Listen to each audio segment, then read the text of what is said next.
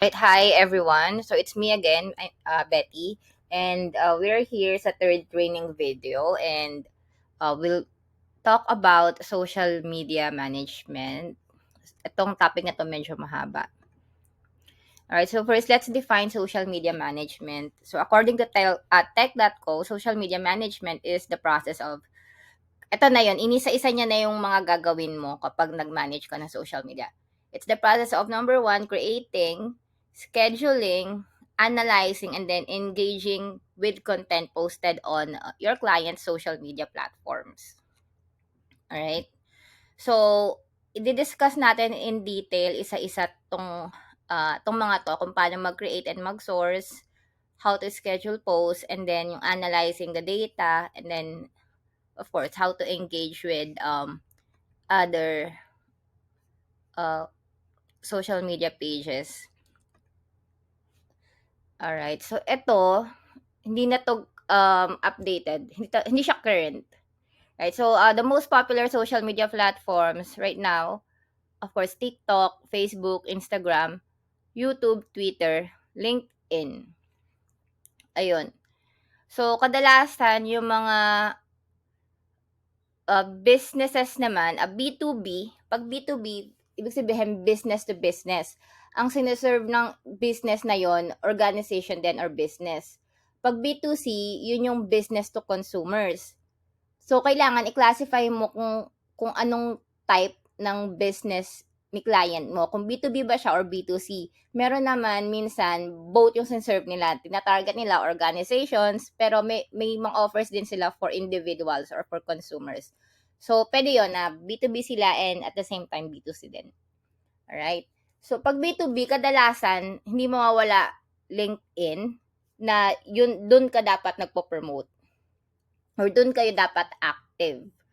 Alright? And then, Facebook, of course, halos lahat naman ng Facebook pages, kahit mapa B2B ka or B2C.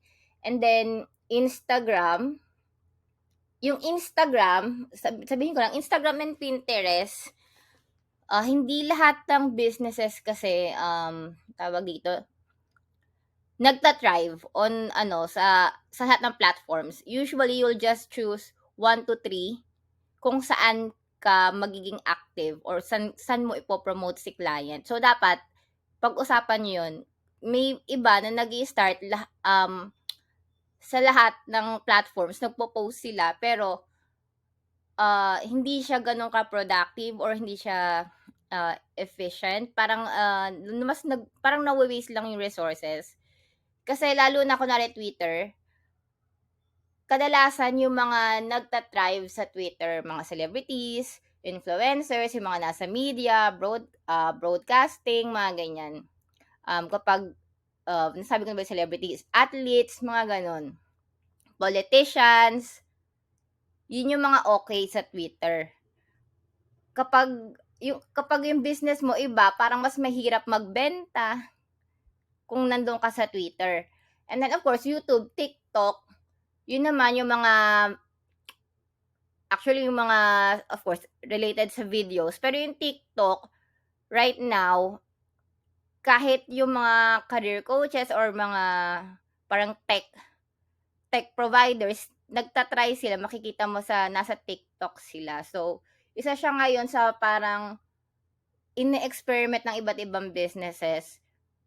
Since wala namang one size fits all sa marketing, so kung yung client mo naman willing siyang mag-spend ng resources, puwede niyo din i-try yung TikTok. Kasi meron dun na mga sumisikat talaga, kunwari wala masyado yung sa industry na yun, wala pa sila sa TikTok. So, maganda din na mauna. Alright, and then Pinterest, kadalasan naman ang mga gumagawa ng Pinterest accounts, ito yung mga chef, nasa design, mga archi, yung mga more on visual sila, yun. So, ako personally, wala pa akong client na gumamit ng Pinterest. So, depende din yan sa makukuha niyong clients.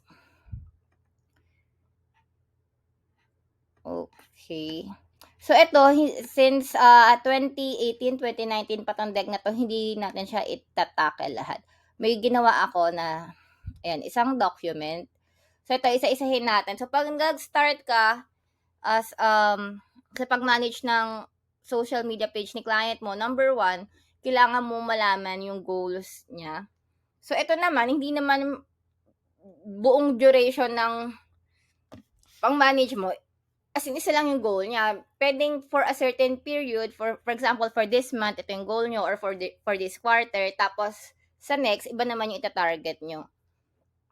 So, sa mga nag-i-start, kunwari kakagawa lang ng social media page ni client, most likely, ang goal nyo is mas madami kayong ma-reach, or hindi muna sa benta, more on ma-reach pa lang, mas maraming mag-like or mag-follow. Tapos yung iba naman na of course yung matagal na silang nagpo-post, yun naman yung mas ano sila, yung engagement naman yung pinapataas, conversion, o kaya yung magre-retarget ka ng mga nabentahan mo na dati. Parang gusto mong bumili ulit sila sa'yo. So, yun. So, kailangan muna malaman mo kung yung goal nyo for a specific period, and then yung content nyo, magre-revolve doon. Since ikaw yung gagawa ng content, dapat ita-tailor mo siya kung ano yung goal ni client. Ano pa ba pwede ko sabihin? Dito sa understanding your clients or company's goals, pag nag-i-start yung page, sabi ko nga most likely, gusto nyo muna pataasin yung naka-like or naka-follow. Ang maganda is, bukod sa, kung willing si client yung iba kasi yung ginagawa nila, nag-spend sila ng money. So, nag-a-ads. Maganda yung pag-a-ads, pero dapat gagawin mo siya ng tama. Dapat before ka mag-ads, kung gagawin ng client mo, or kunwari, yung iba kasi excited, gusto nila mag-ads agad. So, dapat explain mo muna. Hindi recommended na mag-ads kung wala pa masyadong laman yung social media page ni client. So, at least mag-schedule ka muna, or dapat may mga post muna kayo about your business, about the products. Maganda din kung merong reviews, ganyan. Kasi isipin mo, pag ikaw nakakita ng ad, tapos na-curious ka, kinlik mo yung page, biglang wala naman masyadong laman, parang wala lang din. So, dapat, pag bago ka mag-ads, may laman na, may mga na-post na kayo. And make sure lang, kung meron mang post, dapat recent yun. Hindi yung parang pag pumunta ako doon, 3 months ago pa pala yung last post. So, yun. Yun lang. Sana in-note nyo lang. And then, know your audience. So, dapat alam mo kung sino yung gustong i-target ni client mo. Kung sino yung audience nyo, kung sino yung binibentahan nyo. For example, dapat kilala mo kung ano ba yung demographics nila, kung ano bang age, matatanda ba, Gen Z, or kung anong work nila. Kasi kunwari, Gen Z or mga bata yung mga binibentahan yun ng specific na products, di ba?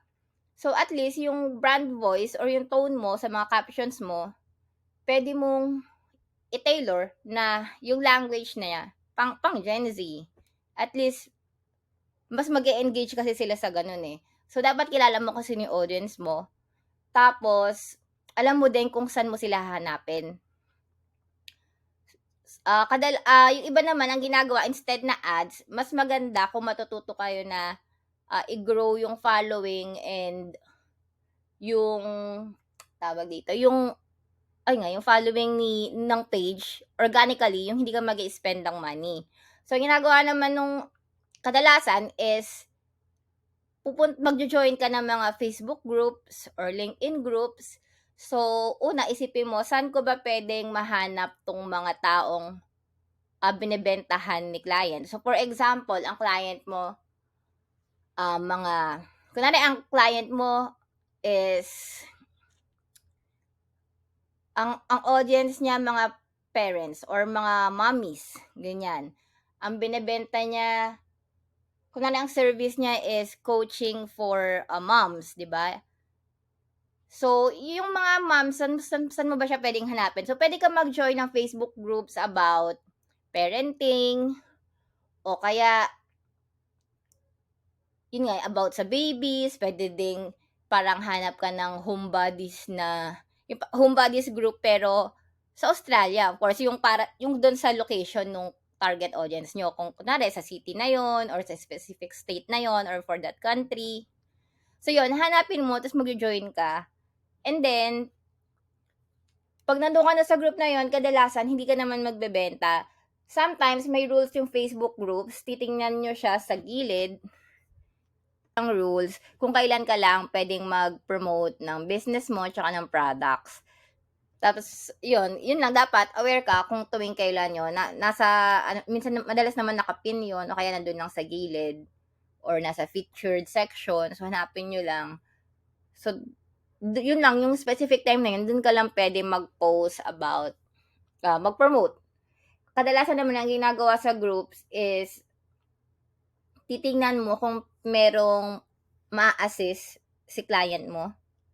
Yung makikipag-engage ka lang, you build trust or you you provide tips, pwede kang mag-post ng mga value adding lang siya. Hindi ka talaga magbebenta, pwede kang mag-share ng mga tips, strategies. Yun. So pag nag-post ka sa page, yung mga informative or educational posts, pwede mo rin siyang i-share dun sa Facebook groups kung nasan yung target audience ni client. So yun, hindi ka dapat salesy ang dating mo. Parang ang gusto mo lang is yung mga tao doon, i-treat ka nila na parang they will look at you as an expert dun sa specific area na yon ni client or industry. Tapos, pag nakuwi sila, mag-PM sila, dun ka lang pwede mag-offer or pwede mo silang offer na call or discovery, ganyan, discovery call, interview, mga ganon. So, sa umpisa, hindi ka talaga magbebenta sa Facebook groups. More on building trust yung gagawin mo. And then, choosing the right platform. So, sinabi ko na kanina, not all social media platforms are suitable for every businesses. So, depende siya sa industry ni client. Ito, focus your efforts on the platforms that align with your client's target audience and business goals. So, kung nasan yung target audience mo, dun ka din dapat andun ka din na social media platform. Ayan. So, again, kadalasan pag B2B, hindi mawawala yung LinkedIn. And most of the time, 1 to 3 social media platforms ka lang magpo-post. Hindi kailangang lahat nag-share kayo ng hindi kailangang lahat active kayo. Content planning and scheduling, we'll discuss this in more detail later. So, ito naman, hindi lahat ng clients, hahanapan ka ng content calendar. In my experience, yung mga start-up or sobrang liit, hahayaan ka nilang mag-develop nung content, tapos ikaw na yung bahala mag-post. Ganun yung kadalasan nangyayari. Kasi hindi naman sila yung tipong tawag dito, yung micromanage kanila tapos i-check lahat. Yung ganun, ginagawa ko siya more on pag bigger na siya, for my big clients, yung parang team na kayo, meron kayong marketing manager, ganyan. So, sila yung nagre-review. Siguro may iilan lang na parang gusto makita, lalo na kapag nagpo-promote kayo ng, kunwari, may workshop or may webinar, yon. Pag ganon, gusto nilang makita kung ano yung post mo na specific for that service or para dun sa promotion na yon. Pero kadalasan, hindi lahat titignan nila yung ipopost mo for that month. Ano pa ba? So, analytics and data, halos same din. Hindi lahat nagwo-worry about the numbers or the data, pero it's something that you should look at kung ikaw yung nagmamanage. Kasi mahalaga na makita mo if, for example, mababa yung bumili, hindi nyo na-hit yung target na registrations for sa specific event. So, dapat titingnan mo yung data saan kayo nagkulang. Dahil ba, makikita mo naman kung impressions or reach, ibig sabihin, onti lang yung nakakita, onti lang yung na-reach nyo nung post na yon. So, baka naman kasi nag-post ka during a time na hindi active yung target audience nyo. Meron kasing feature sa Facebook and Instagram, makikita may active times. Tapos meron din actually mga researches na pwede mong tingnan kung kailan ideal na mag-post for specific industry, or meron silang binibigay yung in general talaga. So pwede mo siyang i-test for your client. Tapos titingnan mo kung ano yung magwo-work or kung tuwing kailan pinakamataas yung engagement and yung reach nyo. So yon, kailangan titingnan mo yung data. Pag nakita mo naman na ang taas ng reach pero ang baba ng engagement, maraming nakakita ng post pero ang unti na nag-like, ang unti na nag-click ng links. So baka naman doon makikita mo pa lang pag tiningnan mo yung data. So pag ganoon, para mapapaisip ka, baka naman yung caption, yung mali, hindi siya super engaging, o kaya yung image ko medyo malabo, 'di ba? So yon, makikita mo kung saan yung lacking based on the data. So pwede mong i-improve yung future post nyo. What else? Stay updated. So ito, social media trends and all algorithms, lagi siyang may bago, laging may update. So mas maganda naka-follow ka dun sa mga marketers, digital marketers, para nakakakuha ka nung mga emails nila or yung newsletters about kung ano yung latest about digital marketing. So, mga pwede nyong i-follow si Sprout Social, si Hootsuite, si LaBuffer, sino ba to? Si Patel. Tama ba? Yung sa SEO and digital marketing. Anyway, research nyo na lang. Neil Patel ba? Yan, ito, Neil Patel.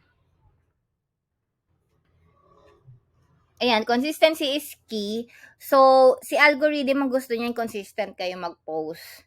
So, yun lang. Dapat pag nag-schedule ka, make sure na siguro for me, may hina na yung 3 times a week ka magpo-post. Siguro kung sobrang busy mo sa ibang task, at least make sure na 3 times a week meron kang pinopost sa iba't ibang platforms ni client.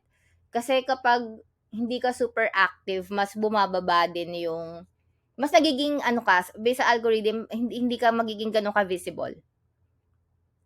Mas magle-lessen yung visibility mo. So, mas magiging onti palalo yung marireach mo.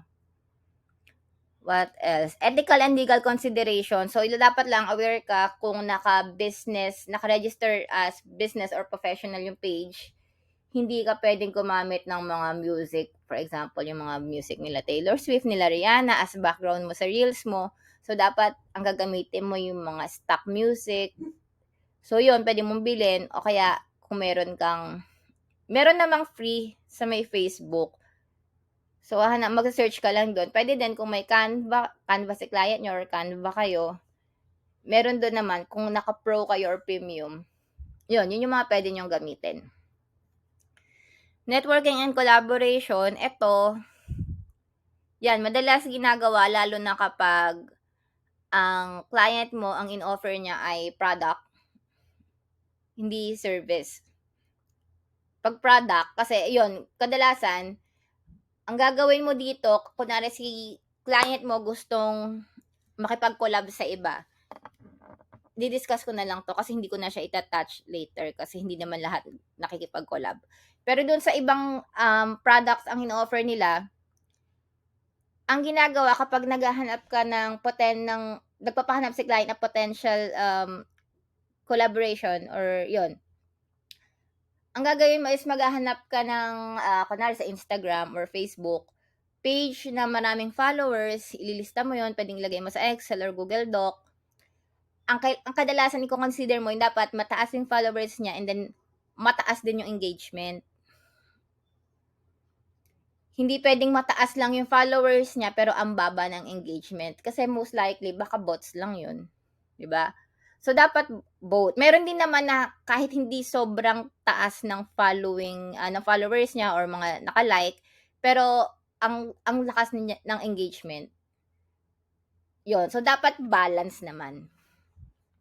So, maghahanap ka nun, maglilista ka, and dapat, syempre, yung ibibigay mong influencers, yung ano din, yung aligned din sa industry ni client, tas maganda yung image. Syempre, yung iba kasi minsan ang ililista mo, hindi mo alam. Syempre, may reach din sila, 'di ba? Dapat yung tawag dito, may iba kasi na makikita mo yung mga page, yung medyo hindi siya gano'n ka-conservative, yung nagpo-post sila ng yung mga sexy or ano, parang yung liberated ano. So, depende sa ano ni client mo. Kung hindi gano'n yung brand voice niya, dapat dun ka lang makikipag-collab sa malapit sa values and dun sa image din ni client mo. So, yun lang. Dapat yung tingnan. What else? Pag nakikipag-collab ka. So, yun, pag nakapag-send ka na ng list kay client, pag-uusapan nyo naman yun sa call kung sino yung magugustuhan niya doon. Tapos yun yung mga ipipm. Gagawa kayo ng template or ng email, which intro email, tapos i-offer nyo sila, alokin nyo sila kung gusto nila makipag-collab. Yun, ganun kadalasan nangyayari. Pero naman sa Instagram, yung iba, nilalagay nila doon sa may bio nila sa Instagram na DM for collab or open for collabs. Yun. So, yung mga ganun, pwede mo din targetin. What else? Isa pa palang consideration pag naghahanap kayo ng mga pwedeng ka-collab ng client nyo. Titignan nyo yung mga post nila, yung pictures, tsaka yung reels. So, dapat, maganda siya, maganda sila hindi naman maganda mag-edit, pero kadalasan yun yung hinahanap ng clients, yung okay sila gumawa ng reels tsaka ng pictures, yung hindi yung basta-basta lang. Syempre, kasi i-review nga nila yung products niya, gusto mo pag nag-post siya, i-repost nyo, 'di ba? So dapat yung okay yung mga edits nila. And then, alright? So sourcing. Ito yung unang-una nyong gagawin ito yung first step sa social media management. Kailangan mo munang isipin saan mo kukunin yung mga posts mo. So, para malaman mo kung saan mo kukunin, dapat alam mo kung ano yung types of posts na pwede mong i-publish or ilabas sa social media page ni client. So, number 1, original content. So, ito yung post na about your business. Ito yung gawa nyo talaga. So, ito yung mga videos na kayong gagawa or pwedeng post about your product or service ni client. Ayan, pwedeng infographics, videos, blog posts. Yan. Kung si client or ikaw, nagsusulat kayo, gumagawa kayo ng blogs. Ayan, original content, number 1. Number 2, user-generated content. Itong UCG, ang ibig sabihin naman nito, ito yung mga posts na gawa ng followers and customers ni client mo. So, for example, minsan itatag ka nila or may mention ka nila sa story. So, ikaw sa social media manager, pwede mong tingnan yung mga tag photos and videos o kaya yung mga nasa notifications mo na notifications, yung mga nag-mention sa isa story, pwede mong i-repost. Siyempre, titingnan mo muna, i-review mo kung maganda ba yung sinabi, okay ba yung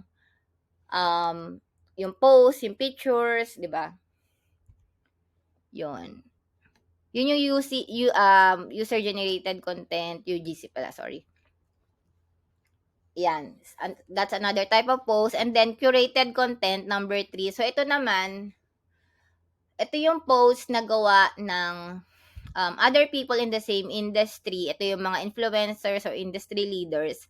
Pero, hindi siya, ito yung pinakatatandaan nyo, hindi kayo magpo-post or magre-repost or hindi kayo magpo-promote ng direct competitor ni client.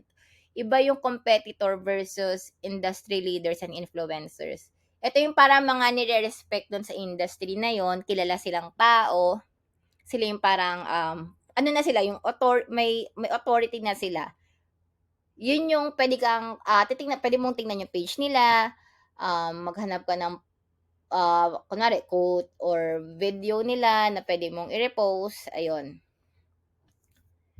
Again, hindi curated content galing sa industry leaders and influencers, not from your clients, direct competitors.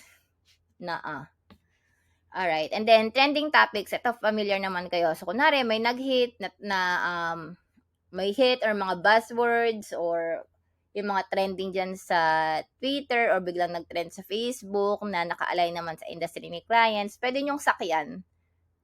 Yung kung okay naman sa client mo, yun, pwede kayong gumawa ng content about that. Industry news, isa pa yun. Halos same lang. And then behind the scenes. So, ito, magandang gawin, pero kadalasan ito isa sa mga pinakamahirap hingin sa client kasi sila mismo yung kailangan mag-provide sa'yo ng content. Kasi sila yung kailangan mag-shoot, wala ka naman sa lugar nila, 'di ba? Kasi remote worker ka nga, virtual assistant ka. So ito, siguro makakapag-post ka nito once or twice a month. Pero ito yung parang isa sa mga magaganda talaga. So kapag kunwari alam nyo may speaking engagement si client or may pupuntahan siyang mga expo, pag ganun, ipupush nyo siya na baka naman pwede kang mag-record or mag-send ka ng pictures pang social media, tapos gagawan mo siya ng reels.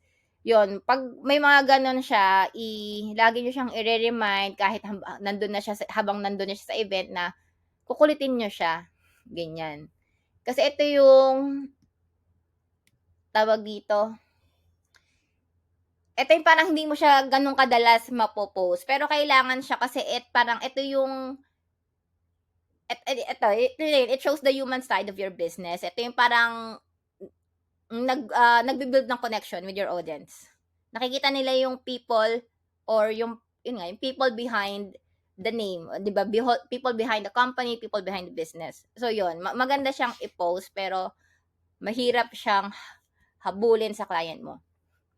Alright, and then customer stories, ayan, testimonials, feedback. So, kailangan, meron kayong way para ma-capture yung feedback or mga testimonials from your clients. Kasi, una, bukod sa social media, lalo na kung service provider si client, and B2B siya, lalo na kung B2B business, yung clients testimonials, yung customers testimonials, isa yan sa mga pwede mong gamitin sa website, hindi lang sa social media, sa website, sa presentation decks ni client, para lang makita yun nga, yung target leads nyo or customers para mas ma-engage silang bumili. And then, tips and tutorials, ayan. Pwede kayong gumawa ng mga how-to videos or mga reels or pwedeng yung mga carousel posts na parang 4 tips to blah blah blah, 'di ba? 4 tips to write a resume, mga ganyan. Yan. Tips and tutorials. Ito, maganda din to kapag madalas pinopost as videos sa Instagram, sa TikTok. Lalagyan nyo siya ng caption. Pero automatic naman yun kapag TikTok, yung caption. Ito, repurpose content. Ito, ibig sabihin naman, parang i-reuse mo yung mga old posts niya. So, kung madalas, tawag dito, kapag nagma-manage ako, hinihingi ko yung kung nasa naka-store yung mga lumang post nila, lalo na kung si client. Dati kasi tawag dito, hit yung mga, parang madaming gumagawa ng vlogs. Ngayon, sa current times, hindi na ganun kaano yung vlogs di ba? Parang hindi na masyadong nagbabasa yung mga tao ngayon. Kasi parang ang preferred ng audience ngayon yung parang yung information mabilis mong makukuha. Nag-iba na yung ng audience. So, kung may mga past vlogs, yung client mo, nagsusulat siya, pwede mong i-repurpose yung vlogs niya, pwede mong gawan ng yung mga easy to digest na parang short reels lang, or gawan mo ng social media graphics. Ganon. So, i-repurpose mo siya, i-reuse mo siya. Ano pa ba? Ito, hindi na to types of post, pero, excuse me. Again, sorry minsan naghahang ako pag sobrang haba na nire-record ko. Kasi nga, wala tong edit. Tsaka, dire-diretso lang tayo. Anyway, content tools. So, kadalasan yung ginagamit kapag gumagawa ka ng content. Pag nagde-design ka, Canva, ano pa ba? Yun yung number 1, Canva, Adobe Express. Yun yung version ni Adobe ng Canva. Ano pa? Parang yung dalawang yun lang naman. Tapos yung iba naman kasi, ini-schedule nila yung content calendars, ginagawa lang sa Excel. Pakita tayo ng meron ata akong ginawa. So, yung kung ang client mo gusto niyang ma-review yung social media content na lalabas sa different pages nyo, for example, gusto nilang, yun nga, makita. Ayan, so pwedeng Excel, yung iba naman sa Buffer, Hootsuite, yung iba kasing clients nag-i-invest naman sa mga parang third-party scheduling apps. So, doon, kapag may mga scheduling apps kayo, doon mo na siya diretsong ilalagay, 'di ba? Pero, wait lang, bago tayo pumunta dito, yung algorithm, based sa algorithm kasi, mas pina-prioritize yung post na ginawa or parang tawag dito, kapag naka-schedule siya using the platform's built-in scheduling tool instead of yung third-party tools. So yun, mas maraming gumagamit ngayon no built-in scheduling features. So si LinkedIn, may nilabas na siya na sarili. Pakita ko lang bago tayo pumunta dito sa may calendar. So ayan. Kunwari, test caption. So, kung mag-i-schedule ka, ayan, i-click mo lang to, tapos isa-select mo kung kailan siya magpo-post. Tapos, ito, ang gagamitin naman niya kung ano yung, tawag dito, kung ano yung oras or yung setting mo dun sa profile na gamit mo. So, kung ano yung nakaset sa profile ni client, yun yung time zone. So, si LinkedIn meron, si Twitter meron din. Halos ganun. Yung kay Twitter, hindi ko napapakita kasi, wala akong personal Twitter and halos same ni LinkedIn, yung itsura niya. Yung pag gusto mo mag-schedule ng tweets. Si Facebook naman, pag nag-schedule ka, pupunta ka dito sa Meta Business Suite. And then, pag nandun ka na, click on Planner. Sige na nga, ito. Click on Planner and then Create. So, pwede ka mag-post ng, ito, ang Create Post, ibig sabihin, social media graphic. Ito, Create Story. Syempre, alam niyo na yan. Stories. And then, ito, Reels. Ang Reels naman, syempre, para siyang post. Nalalabas siya dun sa news feed. Pero, video siya. Diba? Reel, video. Ang Reels, mas mataas kadalasan yung reach niya. Kaya maraming gumagawa ng Reels. Kasi lumalabas siya dun sa recommended ni Facebook. Tsaka 'di ba merong section for Reels na nasa feed, tapos meron yung nandun sa may parang stories. So, different sections siya lalabas. Ayan. So, dito ka pupunta kung mag-i-schedule ka. So, pwedeng kadalasan ang ipapakita mo sa client mo kasi, hindi sa client mo, kung may marketing manager, kadalasan ang ipinapakita mo itong naka-Excel, tapos ilalagay mo dito kung saang platform siya magpo-post. Minsan kasi may ipo-post ka na hindi mo naman siya ipo-post sa may Facebook, ganon. Minsan mag-i-schedule ka pero lalabas mo lang siya sa YouTube. YouTube. So, ayun, may section na ito yung for platforms. And then, may iba kasing businesses na tinetailor talaga nila kung ano yung na iba yung caption sa LinkedIn, iba yung caption sa Instagram. Kasi yung audience mo dun magkaiba. Like, sa LinkedIn, parang more serious, hindi naman serious, pero more on parang ganun, mas professional yung way mo ng pakikipag-usap. Tapos sa Instagram, parang mas friendly, mas conversational, same, para din siyang Facebook, di ba ganon?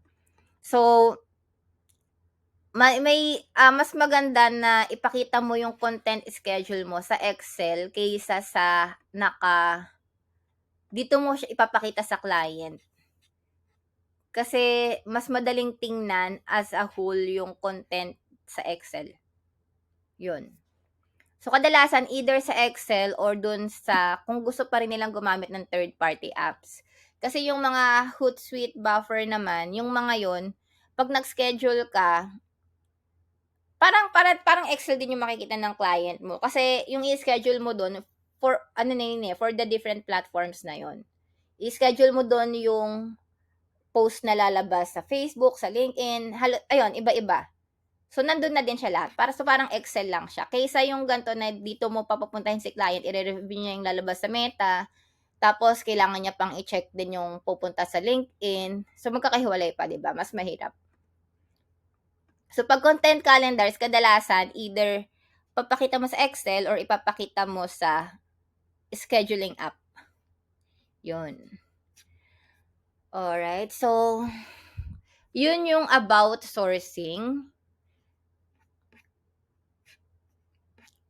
Yun yung different types of posts. So, malalaman mo naman kung paano nyo iso-source. 'Di ba? Kung saan mo siya kukunin. Tapos, scheduling. So, medyo nadaanan na natin to. Pag nag-schedule ka, ang preferred or ang recommended is gamitin mo yung built-in. So, LinkedIn, napakita ko na kung paano. Ito namang sa Meta Business Suite, ginagamit siya pang-schedule na to sa Facebook and Instagram. So, ang kailangan mo lang gawin is make sure na-connect yung Instagram ni client sa Facebook page niya. Para pag nag-schedule ka ng post, hold on.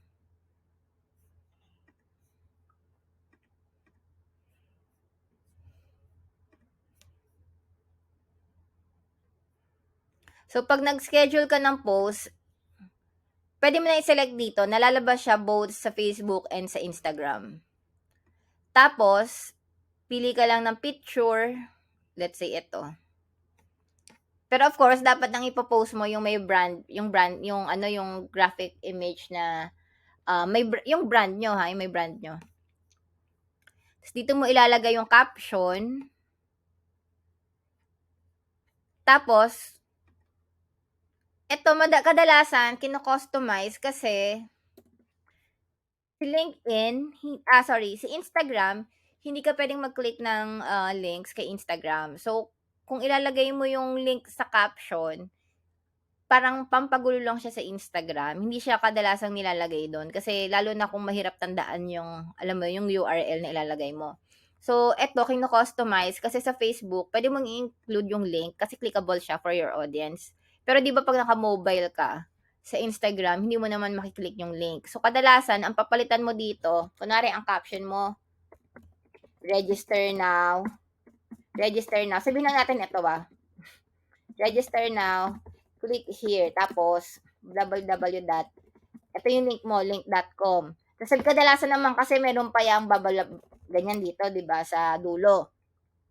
So, hindi siya katanda-tanda. Sa Facebook, okay lang kasi makiklik yan. Pero kung ganyan yung laman ng Instagram mo, wag mo nang asahan na may magkiklik or may magpupunta dyan na Instagram user. So, dito, lagyan natin, Lorem Ipsum Dolor. Placeholder. So, dito, i-ano natin ha. Yan yung pinaka-caption mo. So, pag sa Instagram, imbis na click here, tinatanggal tong part na to. Register now. Click the link in our bio. So, ganyan kadalasan yung nangyayari. Sasabihin mo i-click yung link sa bio kasi hindi ka naman puwedeng mag-click ng link sa caption. Alright? Sige ipakita natin yung sample ng meron ba? Instagram. Sample lang, magpapakita lang tayo ng sample. So, eto kadalasan ang ginagawa sa 'pag sa Instagram marketing or sa 'pag nag-manage ka ng, Instagram page. So, puwede ka kasing mag-add ng link sa bio, itong section na 'to. So, ang ginagamit kadalasan for Instagram, Linktree, free lang 'to. So, i-sign up niyo lang si client diyan. Sign up for free. So, ito ise-set up mo 'to sa Instagram ni client.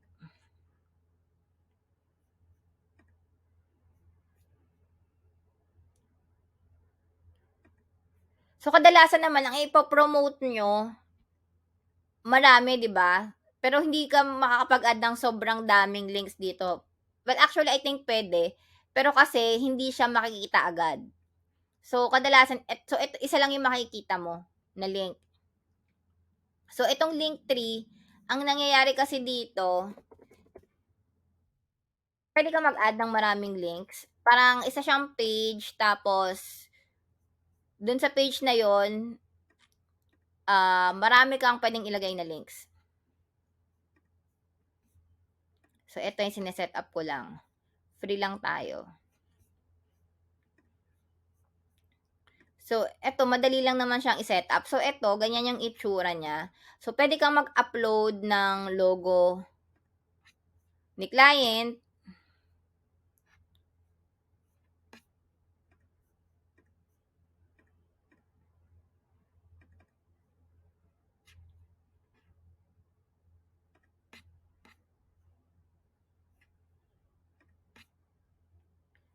Try lang natin i-set up.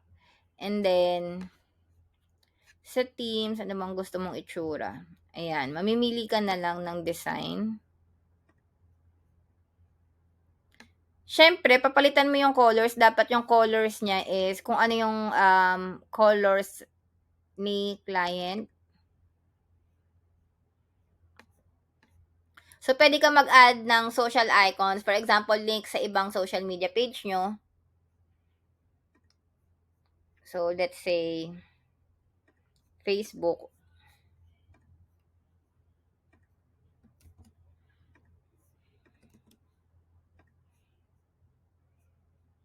Tapos, email address.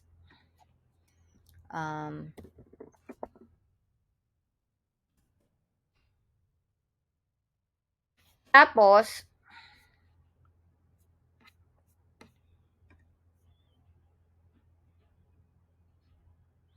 sa appearance, hold on. Ito kadalasan naman yung ginagamit. So, pwede kang gradient. Pwede mo tong palitan ng colors ni client. So, kami, hindi ko kasi kabisado kung ano yung hex code ng kay disenyo. Pero sige, kunin natin.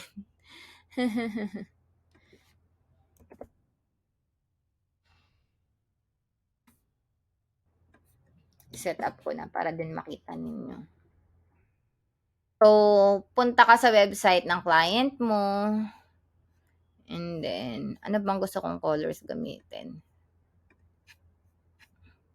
Sabi ko na 'di ba pag kunwari hindi mo alam kung ano yung specific hex code, kung hindi mo kabisado, pwede kang mag right click, inspect, click mo tong pang-select. Ito yung button ko, ito yung green. Green and blue ang colors ni disenyo. So, ang gusto kong gamitin itong light. Actually, blue ang gusto ko eh.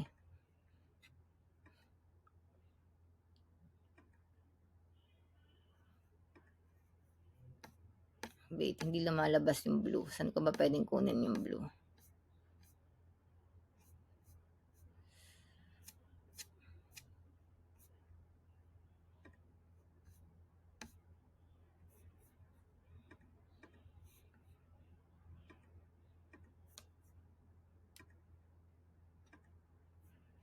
Sige kunin ko 'tong green, pero gusto ko kasi kapareho siya na button siya lalabas.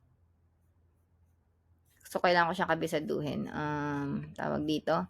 So, eto makikita niyo background, tapos itong may color nung green na 'yan, ta's yung sharp sign or pound, yun yung hex code, yung start ng, pound.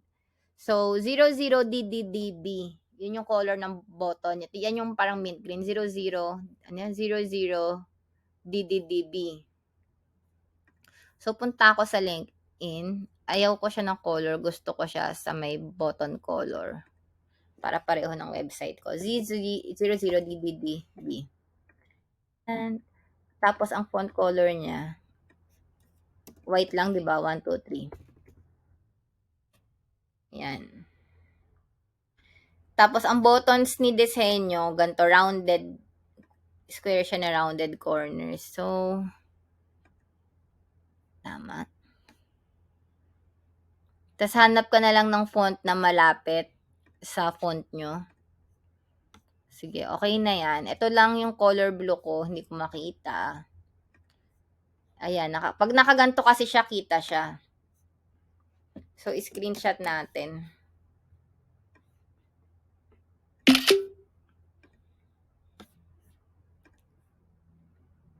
Save ko.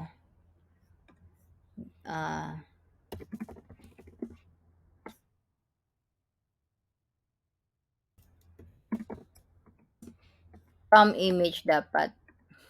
Get hex code from image. Actually, madali naman to kung meron kayong Canva or Photoshop. Kaso, kunwari lang.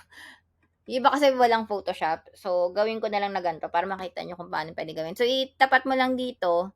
Makita mo na yung hex code. 132560. So, yan. 132560. Diba? Tanan! Ayan na siya. Medyo, lumalapit na sa branding namin. So, eto, ganito yung lalabas. Tapos, ang kailangan dito, isipin mo kung ano yung mga pinopromote ni client. So, pwede mong ilagay dito, pwede kang maglagay ng link sa website, or kunwari, ang pinaka-goal nyo for this period, i-promote yung upcoming webinar. So, pwede mong pwede kang gumawa ng button. Eto, dito pupunta ka sa links. So, pwede kang mag-add ng different links. So, pwede mong ilagay yung pinaka-website nyo. Lagyan mo lang ng title. Okay na to actually, The Design Genius. Or pwedeng, ang ilagay mo dito,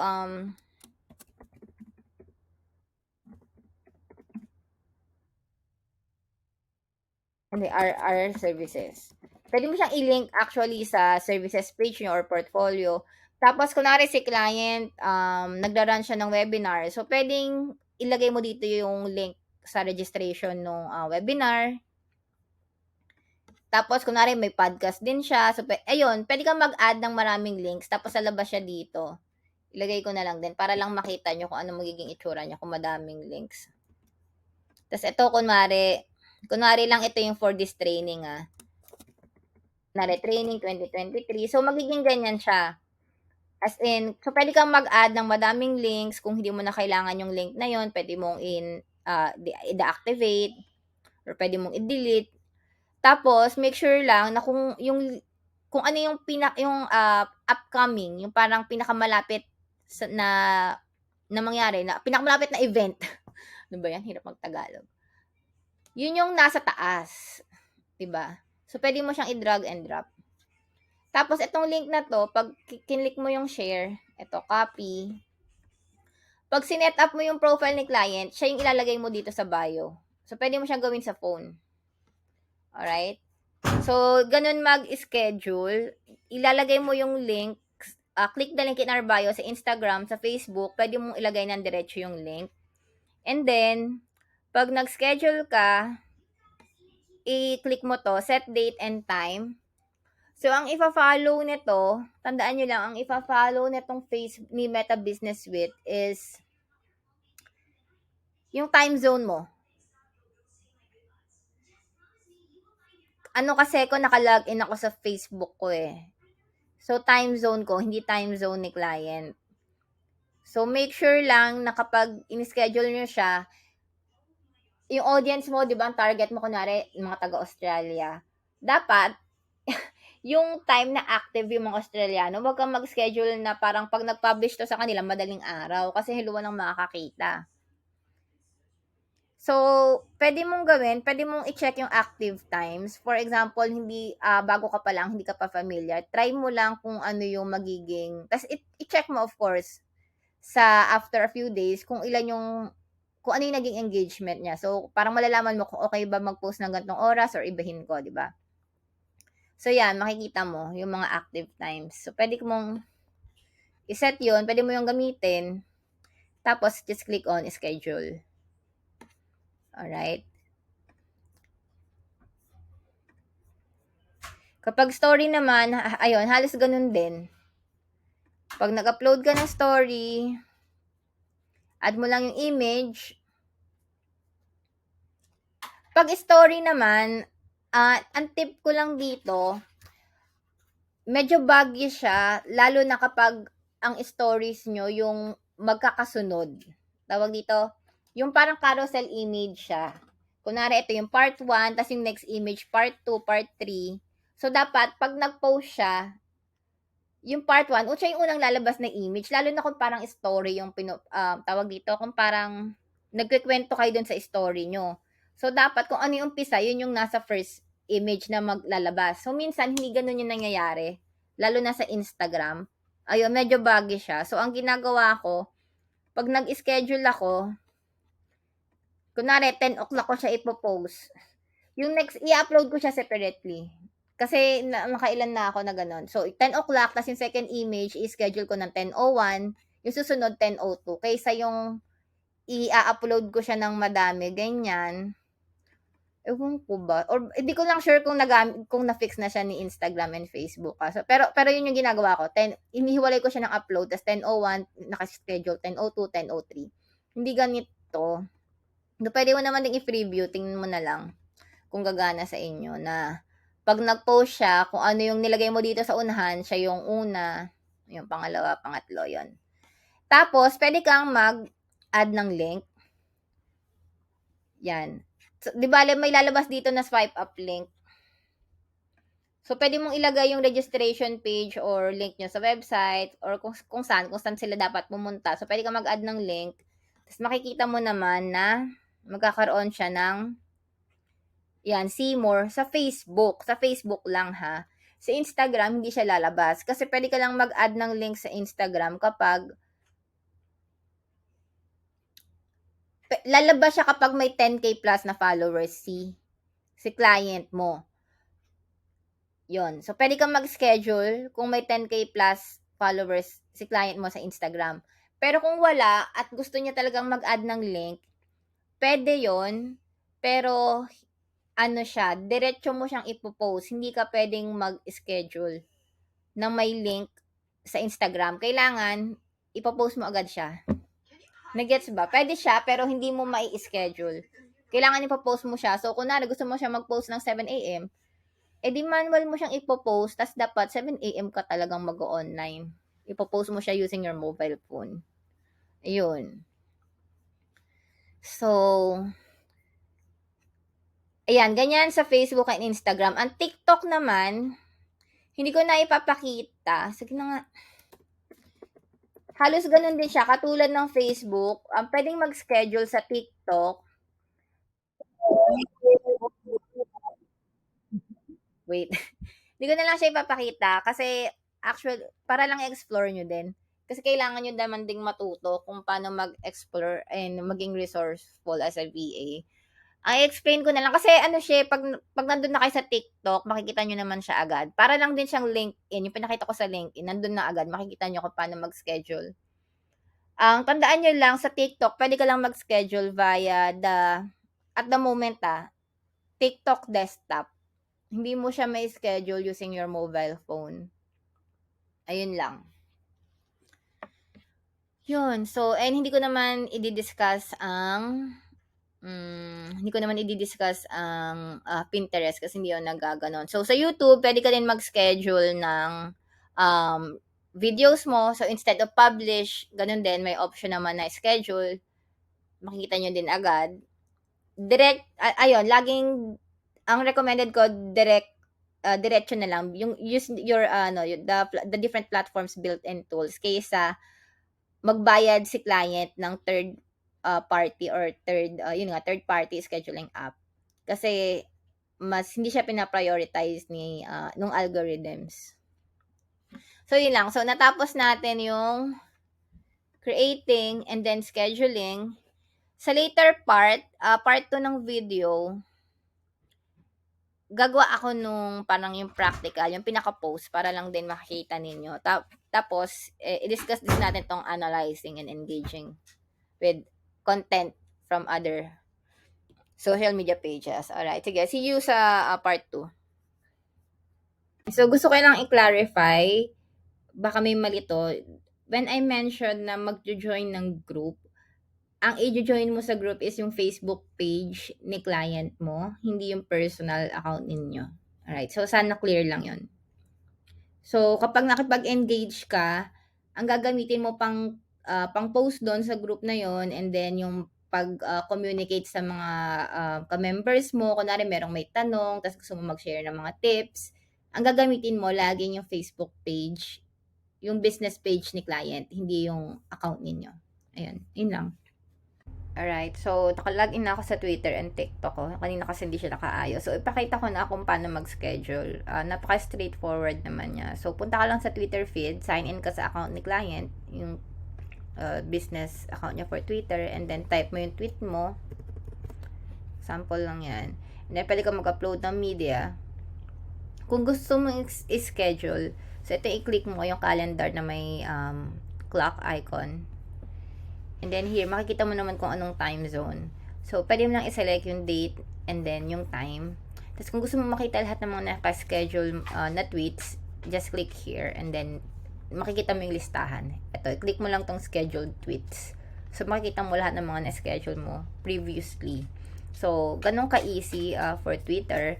And then, for TikTok, again, right now, pwede mo ka lang mag-schedule kapag sa desktop.